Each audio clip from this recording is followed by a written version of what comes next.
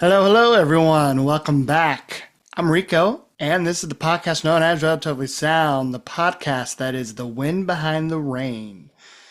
Now, if you haven't noticed already, Tony, my brother, is not here with me, and that's because I'm going to be doing this episode alone, and I just had a spur of the moment idea that I wanted to review this latest Jason Isbell album. He's one of my favorite artists as of recently. In fact, I would probably call him my favorite singer-songwriter that's alive today. And he has a very interesting album that was just released last Friday. And Tony probably won't be listening to this album for a while, not until I probably give it to him for an album for album episode down the road, which probably won't happen until I give him some other Jason Isbell albums first, because if you caught our episode last year, Weather Vanes was actually the first and only Jason Isbell album he's heard so far. So I figured I would just hop on today by myself, do a short little review of what I've been thinking about this album. Why wait until a couple years when I can review it now while it's relevant? If you didn't know, Jason Isbell's latest album, his 10th studio album, came out last Friday, and it's called Foxes in the Snow. And here is my vinyl copy that thankfully came on release day last Friday in the mail. My copy is this beautiful red color. Can't quite tell, but it has kind of some little swirls in it. It's pretty nice, and the sound of it, I think, is really well done. Now, if you've not been following Jason and what's been going on recently in his personal life and just, with his last couple of albums, this might come as a kind of surprise that his latest album is all acoustic, just him and a 1940s Martin acoustic guitar. It was recorded only 5 days, and it's kind of his first album without his band, without the 400 unit. We got to talk about the elephant in the room, pun intended, because, if you don't follow Jason's career or his personal life, him and his wife, Amanda Shires, got divorced recently. If you listened to Weather Vanes and took a deep dive into some of the lyrics, you might know that, there was probably some problems already on the horizon, even at that point, because songs like Miles and Strawberry Woman definitely have some lines that are hard-hitting, especially now that we know the news. And if you watched his Running with Our Eyes Closed documentary on HBO, there was definitely some tension in those, in that studio. So, this album is going to be considered his divorce album. I do quotations because I don't think it's always great to reduce an album to being called the divorce album. And people are already calling this his Bob Dylan's Blood on the Tracks, his Bruce Springsteen's Tunnel of Love, his Tom Petty's Echo, even though, the first divorce album was really Wildflowers. But I don't want to just make this album just be about his divorce. Yes, a lot of the songs lyrically have to do with that, but there's so much more going on lyrically and vocally, and even musically, even with just one guitar, that I don't think, this album should just be his divorce album. I think just the fact that he decided to record these songs, which are, I'm sure, very personal and raw to him, by himself in the studio. And the other thing about this album that I think it needs to be addressed, but something that I don't want to bring up too much in the review, is that in this moment, I am separating the art from the artist, or artist in this case, because I've seen a lot of fans online taking sides when it comes to Jason and Amanda. I've seen people, calling out Jason for things that he supposedly did or didn't do, and the same with Amanda, and it's just like, why? We don't know these people personally. And I want to just mostly, for this review, and just on my own time, stick to just enjoying the music. And it's cool if you don't like this album just because you just didn't like the songs, the songwriting, the lyrics, the vocals, the fact that it's just an acoustic solo album.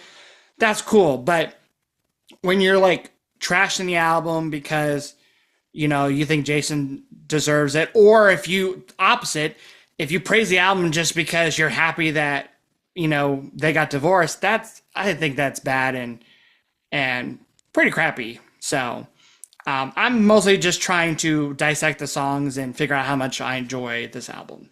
I think that just this different direction for him was certainly interesting. And I think for the most part, really paid off well. I mean, I really love this album. I've heard it now at least 10 times, if not more. I've been kind of playing it nonstop, and I'm really impressed by it. So I do want to go over the songs and just talk about my feelings towards them. The first track on the album is Bury Me, and, it was the first single. And, once we found out this was going to be a strictly solo acoustic album, I was excited because the only other time we've got the chance to hear him with just acoustic songs were the Southeastern demos that was released a couple years ago. And those are cool, but they're different because you already had heard those songs in the full band format. These songs, they only have this format as of right now. Who knows, down the road he might play some of these songs live with the 400 unit, but we don't know that yet. And when I first heard Bury Me, if I'm being honest, I was a little underwhelmed. I did like the lyrics. I especially like the vocal melodies. I think this was actually the start on this album for me when I started to realize that not only his vocals have gotten better over the years, but his melody game too. He's just really paid more attention, I think, to hooks and certain, variations on how he sings some of the lines. And I think that's the strongest element to Bury Me. The lyrics too, he has references to his song Live Oak from Southeastern that I think was probably intentional. And even the title of the song, Bury Me, makes me kind of think of Cover Me Up, which is also the first song on Southeastern. So the fact that both these songs are the album openers, I think is possibly intentional. And I will say it has grown on me a lot. Is it still one of my favorites from the album? Probably not. The next song, Ryder Roberts, he actually performed on Jimmy Fallon before the album was released. And on a first listen from the Jimmy Fallon performance, I liked it, and I did like it more than Bury Me, but I also thought this song was going to be kind of one of those standard, kind of almost more country songs for Jason. This is a real bar. Roberts is a historical bar in Nashville. I don't know. I just didn't think this one would be high in my rankings, but it's really grown on me over the last, couple days even. I think one of the things that makes it a lot more enjoyable for me now is the fact that he's playing the song in a lot faster tempo than the other songs. And because a lot of these songs on this album do at some points feel a little the same because of the fact that it's just kind of acoustic songs, the fact that this one is faster, I think makes it more enjoyable. Maybe the best guitar playing on the whole album. I mean, those guitar riffs in the intro and especially the bridge, they're impressive. During the bridge, it gets really melodic and pretty. And I also feel like it's one of the more hopeful songs on the album. A lot of the songs are definitely on the sad side, especially like the lyrics like things have been good these days, and he's singing about how everything's green, like at the end of June. Like, it does give me those vibes, especially now that we're entering spring, like just those positive, upbeat vibes. And I think this album definitely needed a song like this. So now the third song on the album, Eileen, and yeah, this one is definitely a favorite of mine. Definitely feels like one of the more emotional songs on the album. I mean, the lyrics just hit you hard. I am surprised because it starts off really pretty with this picking style that he's doing. And then when he hits the verses, his vocals are some of his deeper sounding vocals are just really low. He's singing in a lower register than I feel like he normally does. And it works really well, especially because once you hit that chorus, the chorus is my favorite part of that song. I know some people don't like his rhyming schemes on some of these songs. They think it's a little too simple for him. But just the way he sings the name Eileen, I don't know. It's just, he has a lot of soul in this performance of the chorus. And it just gets stuck in my head, honestly. And then the lyrics themselves, they're, I think, some of the strongest on the album. Obviously about two people growing apart. So this one's got to be definitely one of the more autobiographical songs on the album. My favorite line is actually probably, I hope they're grading on the curve. Because, I don't know, there's something about that line. It's super unique. And, this character singing to Eileen, they sound like they're they're sympathizing with them and they're kind of hoping the best for them. But it's also a devastating line. As well as the last verse where he sings about finding a letter that she wrote. And the only thing on the letter was the sentence, "Forever is a dead man's joke." But yeah, Eileen's one of my favorites. I just love the melody in the chorus, and Yeah, musically it's super simple. It's mostly just chords the whole time with the picking in between, but it gets the job done. Next song on the album, Gravelweed. This is interesting because this is one of the songs on our first listen I loved and was probably in my top three. But after hearing all the other songs on the album, I don't know. I feel like it's gone down a little bit in my rankings. Mostly because like I feel like in the verse, the music and the vocal melody is a little bit more simple, and the lyrics aren't they don't grab you as much. That's for me the highlight of the song is by far the chorus. He kind of goes into this halftime feel with his guitar strumming, and man, the lyrics about the idea of again this one another probably personal song. You know, it sounds like it could be about how Amanda felt like she raised him. You know, when they met, he was at one of the darkest moments in his life with his addiction and depression, and she definitely did help pull him out of that. And you know, the fact that he felt like there was one day where he felt where he was raised, it's almost just like he outgrew her in a sense. He didn't need her anymore, and that honestly just super somber. But the fact that Jason's willing to admit those things, I think, is probably tough to do, and it makes for the song being personal, but just I'm sure also relatable to other people. Again, I love the vocal melody in the chorus. And my other really favorite part of the song lyrically too is where he kind of becomes self-aware. And I don't know if he's speaking to Amanda, or if he's speaking more to his fans, but he sings the line, "And now that I live to see my melodies betrayed me, I'm sorry the love songs all mean different things today." That's a fantastic line. I mean, it's true. When you look back on songs that he wrote for Amanda, right, like Flagship or If We Were Vampires, like those songs do hit differently. I really like that he kind of brought up the idea that these songs he wrote for her are going to be different now. Now I think we go to probably my least favorite song on the album, Don't Be Tough. This definitely seems like it's one of those advice songs that he wrote for his kid. And he's had a couple of those on previous albums. Even though I think they are pretty and well done, they aren't my favorites. This song, though, is a little different. I will say it's less sappy, lack for a better word. There are little lyrics on the song that do seem like it's advice to his daughter, but they just seem a little funnier. He sings about, my favorite line is, "Don't be shitty to the waiter because he's had a harder day than you." Like, there's some lines too on this song that like are cute, you know, like "Don't keep the babies up too late just because they're so damn cute." You know, it's cute, but this song is, I don't know, it's a little bit more hokey for me. I think the guitar playing is well done, but I think it's the least interesting song musically on the album.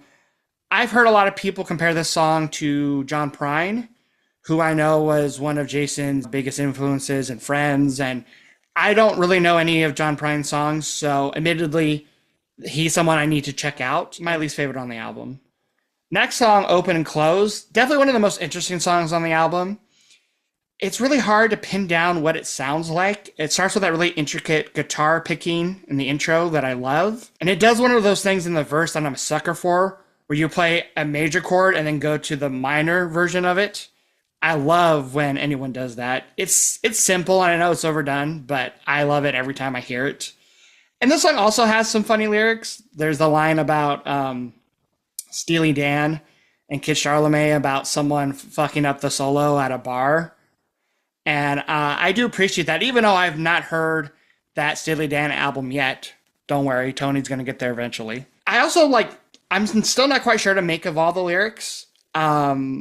You know, this song, maybe it's about his current relationship, but it's kind of hard to say. I do think it's one of the prettiest songs on the album. The vocal melody, I think, is fragile.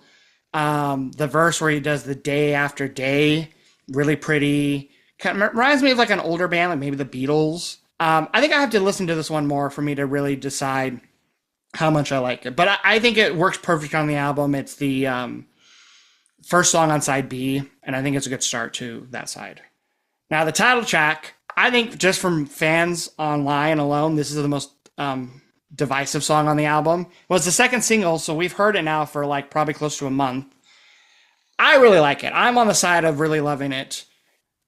I like the kind of odd music. You know, he's going from a minor chord to a major chord, so it has this kind of like odd, swampy rhythm, and the chords kind of make it sound at times happy, but then kind of dark.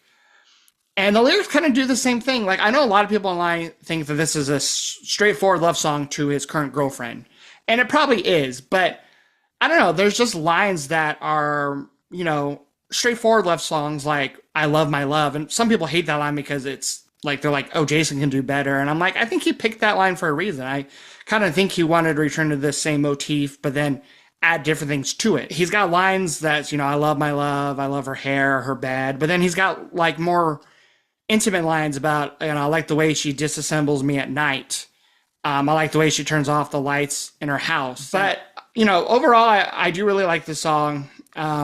I love the vocal melody. Again, another one that just gets stuck in my head. And I especially love the instrumental section where he plays the vocal melody on the guitar. It just really kind of cements it as a really catchy melody.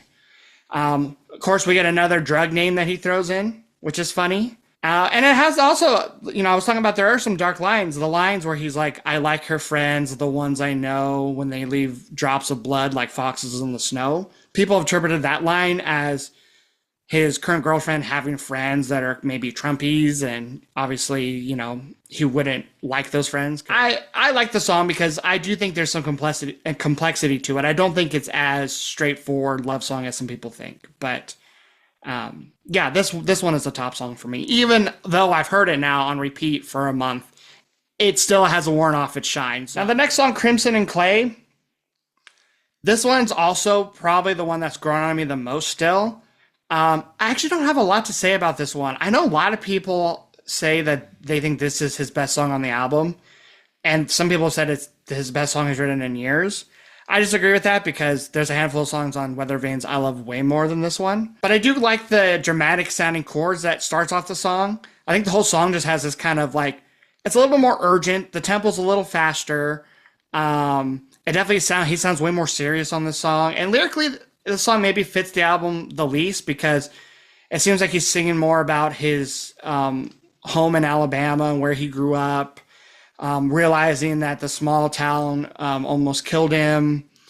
And there's that, another callback maybe to If It Takes a Lifetime, where he sings about a small town almost killing him. But, I still like the tone of the song. I think the vocals are strong, even though I do kind of wish that he went a little higher or more aggressive during some of the lines. So yeah, this song doesn't captivate me as much as it does for other people, but it's still really enjoyable, and I think it's going to grow on me even more. Now we get to probably what is my favorite song, at least right now, from the album, Good While It Lasted. This song is just bittersweet. It has this melancholy vibe that I love. The verses definitely kind of sound a little bit more sorrowful. I love the way he compares someone to sleep. And some people think this song is about his current girlfriend, but I kind of think it's about both. I kind of think this might be about his past relationship with Amanda and maybe his current relationship that he's in. Because in the verse, he's comparing someone to sleep and how he can't get enough or the nights are adding up.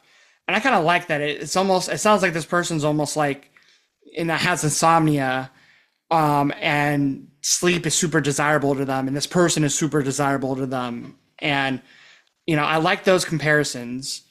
But, the verses, with the chords he's picking, it definitely sounds a little bit more sad. But then when you get to the chorus, it just really shines.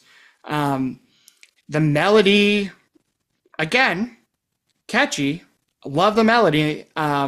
He changes the lyrics in every chorus, so the song never feels stale, even though it's a pretty simple verse-chorus song. Although we do get a bridge in the song. Musically, it doesn't change much, but vocally, he does change the bridge to make it a little bit more interesting. There's a little guitar riff during the chorus that is super simple. It's just a couple little hammer-ons, but it's addictive. I love it. And like I said, the chorus has a more hopeful sound. And I think that comes from the music, but also the lyrics. Like, the song sounds definitely self-reflective. It's like he's looking back on moments in his relationships that meant a lot to him. But it's also understanding that some of these moments aren't meant to last. And that's why he's singing, it was good while it lasted. Maybe there's a little bit of a hint of petty in the song, especially with the lyric, I feel like a boy who got caught being bad. That just sounds like a straight up Tom Petty lyric to me. Who he's one of my favorite artists, so maybe it's the Petty sound that makes me love the song so much. Maybe it's just the way that it flows between verse and chorus. It's just one of those bittersweet songs that are there. I'm always a sucker for. So yeah, right now this is my favorite and probably the one I'm replaying the most. Penultimate track, True Believer. This one was hyped up a bunch because when people saw it live, he was ending a lot of his shows with this song, and people were like, yeah, this is the song. This is definitely the divorce song on the album. This is the most raw and the most passionate song. And that's true. I mean, it starts off with some pretty guitar picking, and it almost starts off like he's singing maybe to the media or the fans because he sings about, why are you looking at me like I'm a murder suspect? But then you get to the chorus, and oof, it's almost uncomfortable when you get to the chorus because he's singing about, I'm assuming Amanda, and about how his, her girlfriends keep saying that he broke her heart, and he doesn't like that. But the way he swears, the way he sings, broke your fucking heart, is heart wrenching. And this is probably the moment on the album where his vocals just really get emotional, really get strong, and they really pull at your heartstrings. Like you do feel bad for him. And again, I am not someone that's trying to pick sides because I don't know these people. But the lyrics about him finding a match and you kept daring me to strike it, it makes you feel uncomfortable. It makes you feel like you're in the middle of a couple's argument or fight. To that point, I don't like the song as much as a lot of other fans. Do I think it's maybe becoming the most overrated song on the album? A little bit. I mean, if you're going into this album, you just wanted those really raw, personal songs, this is going to be it for you. So I understand that. But for me, it's almost too personal. And, but that said, I do think this song is super important on the album. It's a great penultimate track. And it just sounded like something that he needed to get off his chest. And then we got our closing track here, Wind Behind the Rain. This one has had the most growth for me on the album, and that's mainly because when I first heard it, I'm like, okay, this is a ballad, and I'm like, it's kind of a weird way to end this album. And I'm like, but it's also kind of makes sense because it's a little sappier, and I'm like, other than Weather Vanes, I feel like a lot of his most recent albums, he's ended his albums with a more heartfelt song. But then I read an interview he did where he mentioned that he wrote the song for his brother and specifically for his brother's wedding. And then that made more sense to me. And I actually think it was really smart to put this song on the album and to make it the closer because other than like Don't Be Tough and Ryder Roberts, there's not a lot of, positive vibes on this album. But I do like this album ends on a positive note. I think these lyrics are super poetic. It definitely gives me vibes of like a Flagship, but this one sounds even more kind of old-timey, if that makes sense. Even just the title of the song is beautiful. I think the guitar picking is very intricate and I think fits perfectly with the song. And his vocals, even though not the most impressive on the whole album, the dynamics just fit really well with the song and with the music. And it's just really grown on me over the last week. So yeah, I mean, to wrap up my thoughts, I really, really enjoy this album. Do I think that sometimes it's a difficult listen because of all the personal grief that Jason's gone through and, with just how vulnerable he is on some of these songs? Yes. Do I think that makes for some amazing music? Absolutely. He was able to do a lot with just his voice and his guitar. I mean, there are songs that definitely sound different than one another. Ryder Roberts, definitely more upbeat. You have these catchy songs that could easily be singles like Good While It Lasted. And I actually think that should have been a single over Bury Me or Foxes in the Snow. But Foxes in the Snow, really interesting song musically. It sounds nothing like anything he's ever written before. It'll be interesting to see if any of these songs do make it to the 400 unit, especially live. Is he going to pull a Springsteen and do an electric Nebraska? I don't like to really grade things. I do like to rank things, but I don't necessarily love to grade things. But if I was to give this a grade, it at least gets an 8 out of 10. It at least gets a B plus to A minus. I can't really rank the album yet, though, when it comes to his discography, but it is top 5. Drop us a comment and let us know what you think of this Jason Isbell album. Yeah, next week, Tony and I will be back with some more album for album. So until then, we hope you take care, and you'll be hearing from us soon. Bye-bye.